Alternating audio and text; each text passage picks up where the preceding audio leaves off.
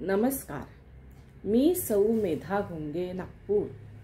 मनस्पर्शी साहित्य, कला व क्रीडा प्रतिष्ठान आयोजित दिवाळी व भाऊबीज निमित्त काव्य सादरीकरण स्पर्धेसाठी माझी कविता सादर करते आहे। माझ्या स्वरचित कवितेचं शीर्षक आहे दीपोत्सव।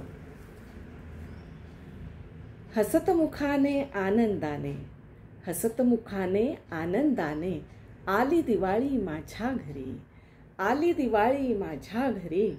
लावले मांगल्याचे तोरण, लावले मांगल्याचे तोरण, सुख समृद्धीचे माप भरी, सुख समृद्धीचे माप भरी। लखलखत्या दीपमाळांनी, लखलखत्या दीपमाळांनी सजले अंगण घराचे, सजले अंगण घराचे। उतरले पृथ्वीवर जणू, उतरले पृथ्वीवर जणू, चमचमते तारे नभाचे, चमचमते तारे नभाचे। दिवाळीतली आवस, दिवाळीतली आवस, उजळली दिव्य तेजाने, उजळली दिव्य तेजाने। विराजली सुख समृद्धी, विराजली सुख समृद्धी, लक्ष्मीच्या पावलाने, लक्ष्मीच्या पावलाने। सण सुंदर नात्यांचा, सण सुंदर नात्यांचा, भाऊबीजनी पाडवा, भाऊबीजनी पाडवा। धागा माया ममतेचा, धागा माया ममतेचा, विणतो मधुर गोडवा, विणतो मधुर गोडवा। स्नेहाचे तेल घालुनी, स्नेहाचे तेल घालुनी, दीप उजळूया प्रेमाचा, दीप उजळूया प्रेमाचा।